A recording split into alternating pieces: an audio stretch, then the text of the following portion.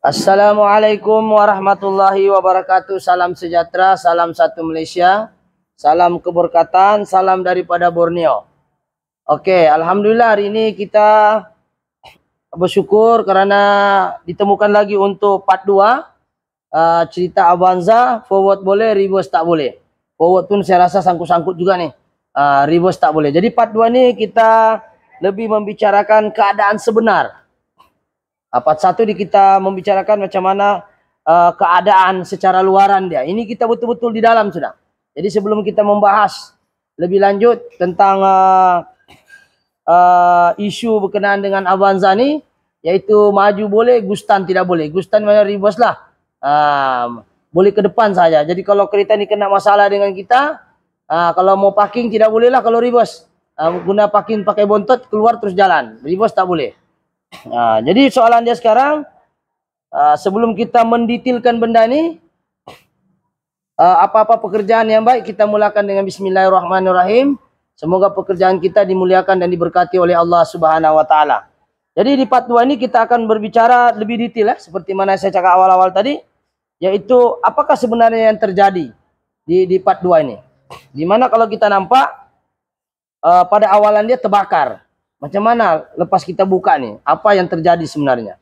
Dan sebelum membahas lebih lanjut, apakah yang terbakar itu sebenarnya dan sejauh manakah dia punya condition terbakar itu.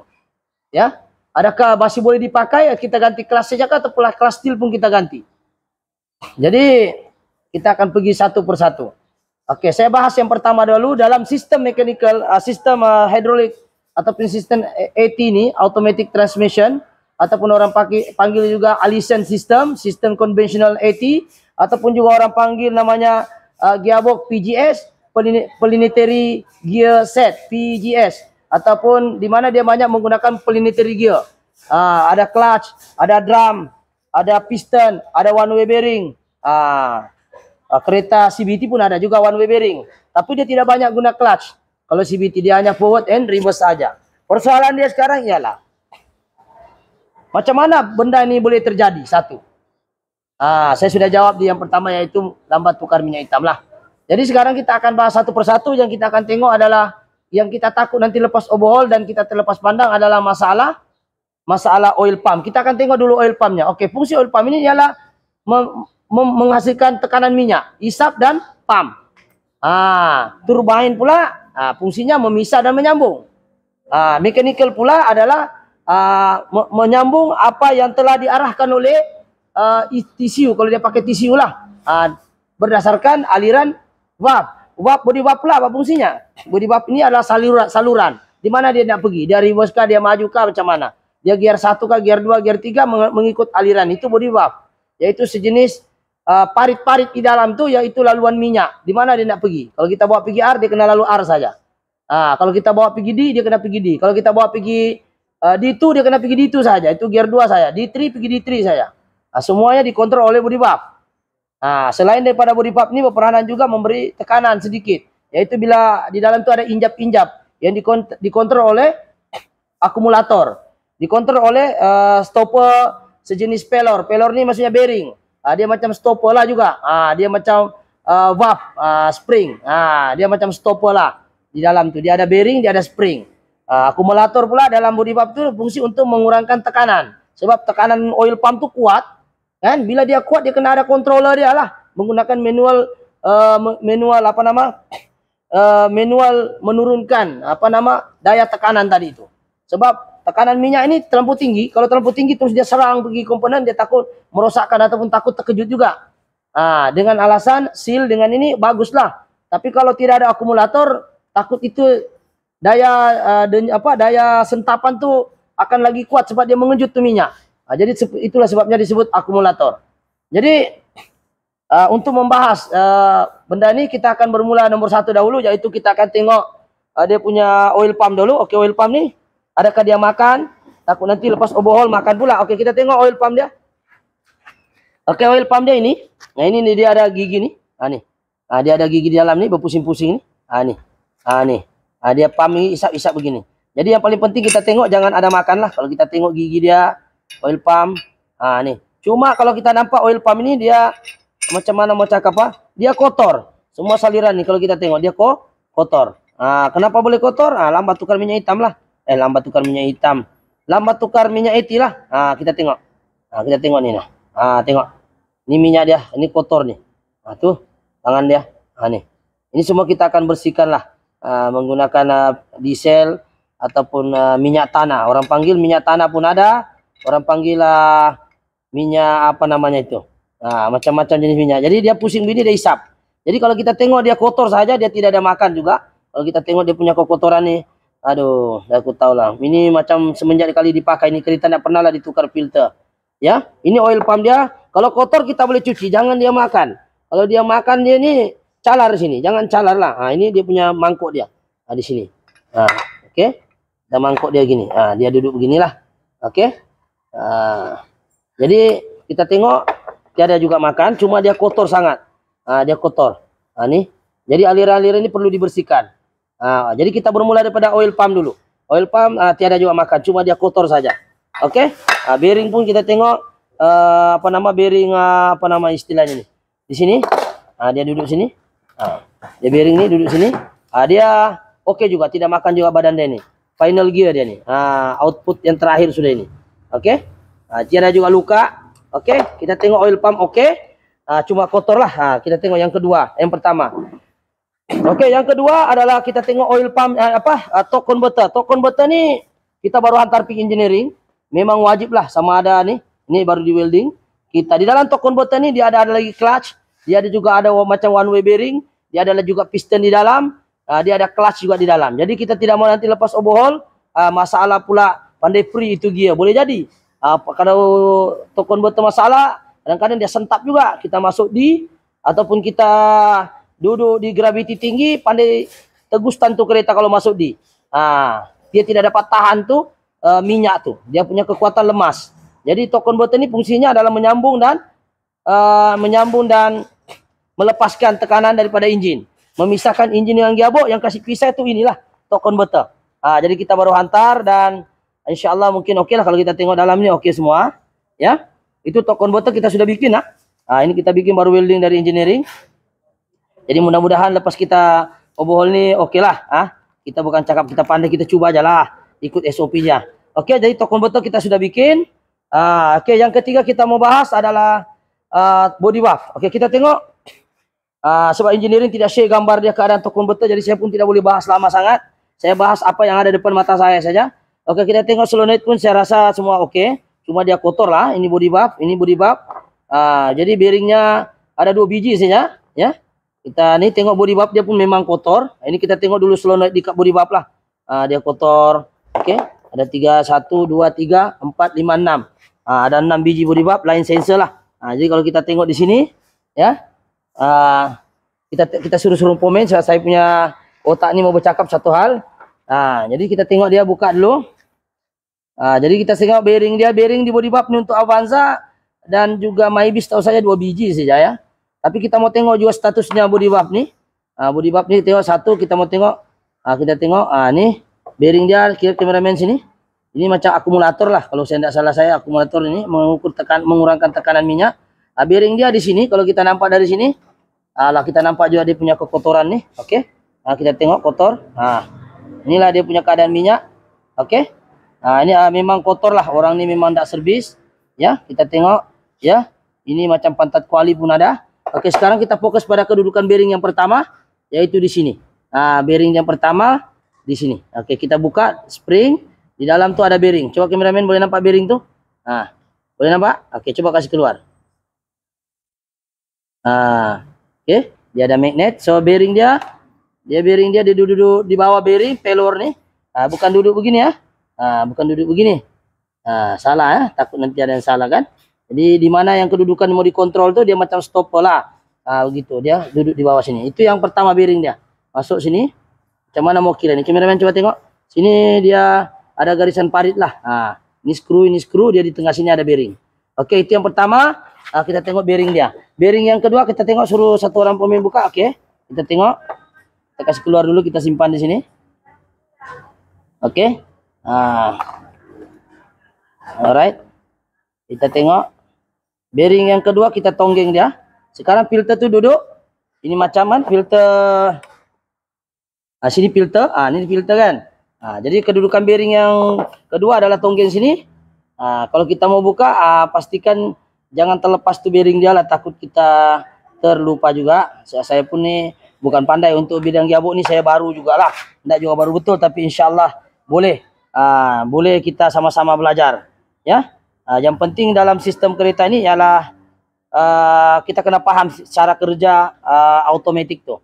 Oke, ini kita tengok ini pun kotor semua. Ini apa nih? Ini kita akan cuci. Ini bekas-bekas semuanya nih. Ini kotor gara-gara lambat tukar minyak gearbox. Oke. So dia punya bearing yang kedua. Di sini dia duduk kan. Oke. Jadi ini bearing yang kedua, ini filter dia. Ini kita cabut nih bearing, di dalam nih ada pelor dia. Coba kasih keluar pelornya ataupun bearing dia. Ini bearing dia.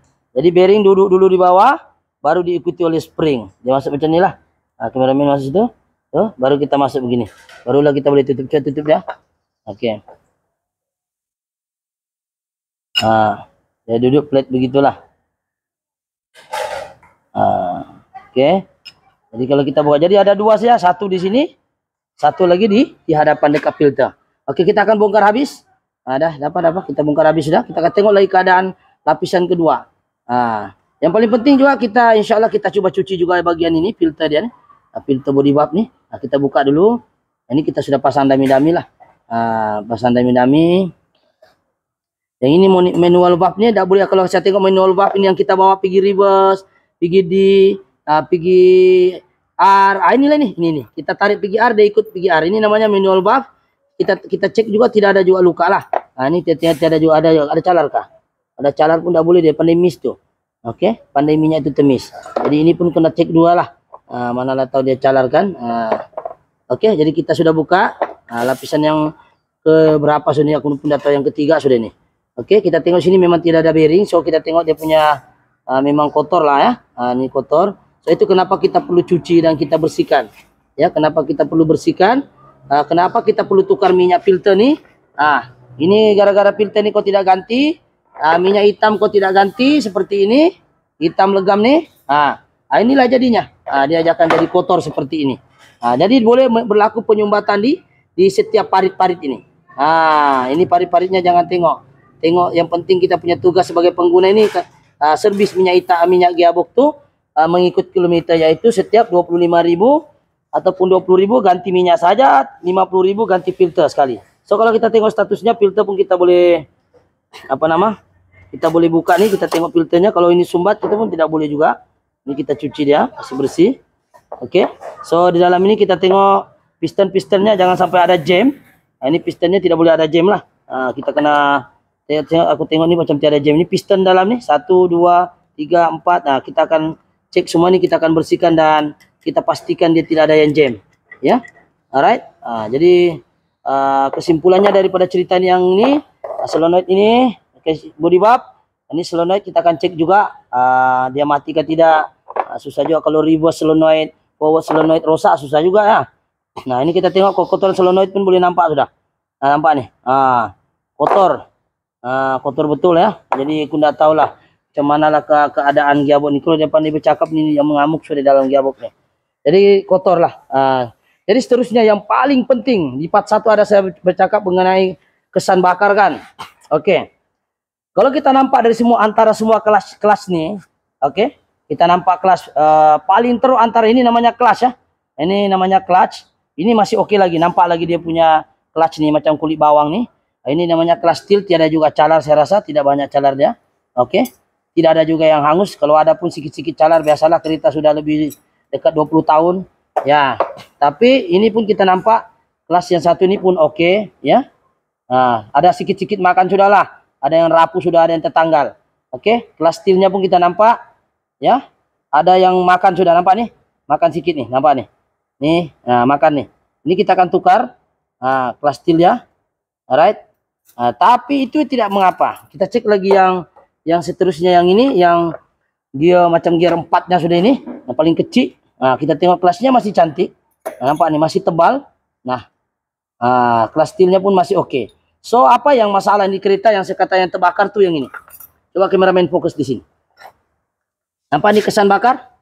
Nah, yang kelas yang ini di dalam dengan atas nih tidak masalah nih. Yang masalah tuh yang di luar duduk nih. Yang ini. Nah, coba kameramen tengok sini. Nah, nih kita tengok ini dia punya duduk di sini. Nah, duduk di luar nih.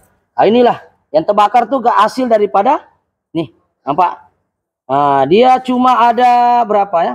Dia ada 2 kelas saja. Nah, nampak satu kelas steel pun terbakar, nampak nih, kameramen.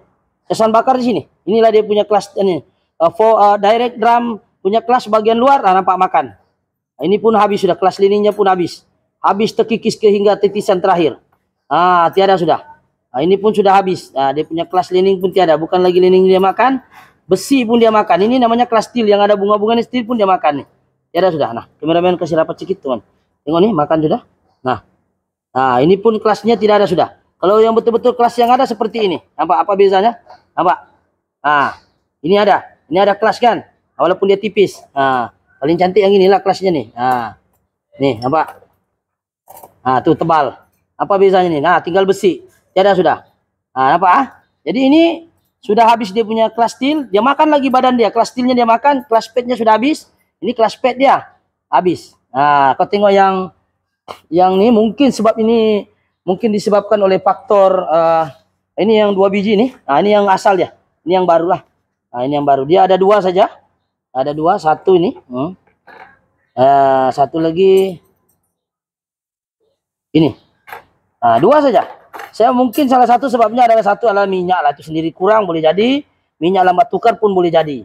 Sebab bila dia kelas lining ini habis, macam ini nampak nih. Nah, dia ada kelas lining. Perasaan kan tidak? Kameramen kasih rapat. Dia ada lining di dalam nih. Nah, ini besi, ini lining. Kiri kanan dia ada lining tuh, nampak? Kameramen nampak lining tuh. Nah, sekarang dia sudahlah besar, 2 lagi liningnya. Jadi memang dia akan hantam lah. Jadi bila dia bergesel begini, bila kelas lining habis, dia akan menghasilkan haba. Kan dia duduk di sini, itu barang. Dia duduk sini. Di luar nih. Dia duduk sini di luar. Di luar sini dia duduk, dia gigit di badan tuh. Jadi bila kelas lining habis, dia akan jadi slip. Bila dia slip, dia akan bergesel.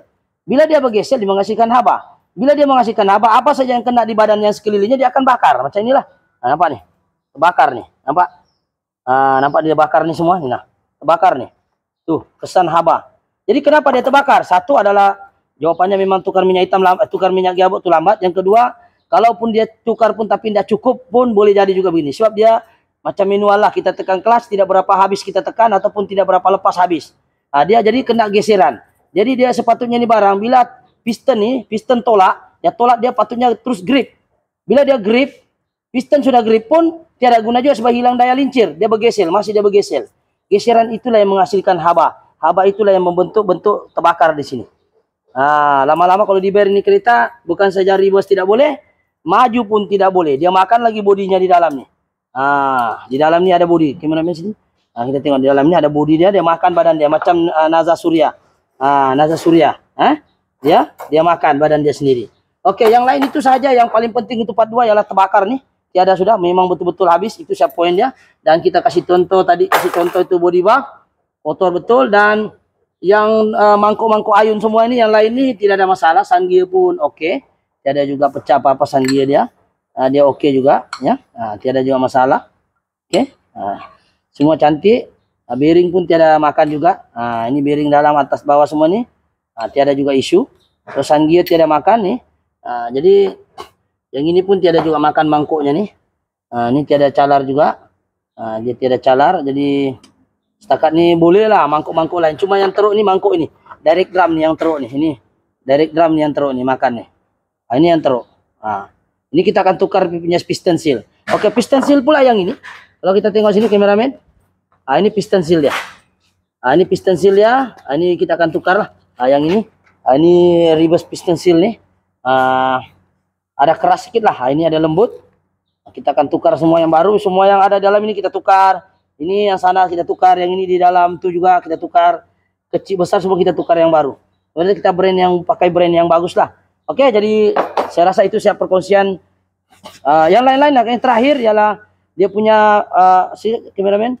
Di sini di dalamnya ada pistonnya, ada seal, ada pelor baru dia bagi. Ini 2 biji pelor nih, ada 3 biji kalau lagi satu. Di sini ada 3 pula, dikasih spek apa nih? Yang kami jumpa 2 saja kan? 2 saja. Oke, 3 kali dia simpan lah. Jadi yang Seal getah-getah ini kita akan ganti, seal-seal semua kita akan ganti. Macam fiber punya, fiber o-ring lah orang panggil. Fiber o-ring itu yang ini, yang keras nih, ini nih. Ini kita ganti juga lah. Kita ganti ada 3 biji, 1, 2, 3 nih. Ini keras. Getah-getah di dalam sini, di dalam ini ada getah. Ada getah ini kita akan ganti juga lah.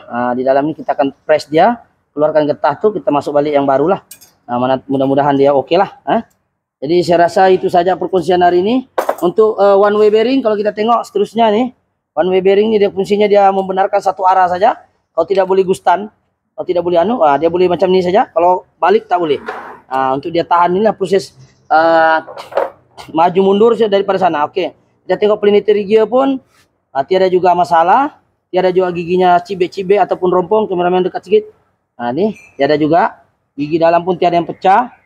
So kita boleh pakai balik ini gigi. Kalau ini pecah matilah. Jarang lah pecah nih. Biasanya drum makan dengan kelas saja. Selalu habis dengan seal tuh selalu mati. Oke, itu saja. Berapa menit sudah? 21 menit. Oke, itu saja perkongsian pada hari ini. Insyaallah part 2 adalah perkongsian tentang bagaimana keadaan sebenarnya yang terbakar itu dan apakah semua komponen-komponen yang kita tukar tadi itu semuanya betul-betul darurat ataupun 80% darurat ataupun 20% darurat. Untuk case yang ini hanya 40% darurat lah. Sebab dia banyak seal-seal lagi kena ganti. Kalau dia 80% darurat, bagi kita lagi tinggi kosnya. Jadi itu saja perkongsian pada hari ini. Apakah poin daripada cerita hari ini adalah jagalah minyak hitam, servis mengikut kilometer bukan mengikut hati. Jangan tunggu masalah baru servis. Ikut kilometer, yaitu setiap 50.000 ganti filter dengan minyak, setiap 20.000 ganti minyak saja. Oke, itu saja. Kalau video ini bagus, mohon subscribe, like ataupun share. Oke, kasih rame-rame share untuk kita sama-sama menjaga condition minyak 80 ataupun conventional gearbox nih supaya kita boleh kasih panjang lagi umurnya. Oke, itu saja. Sekian. Assalamualaikum. Thank you.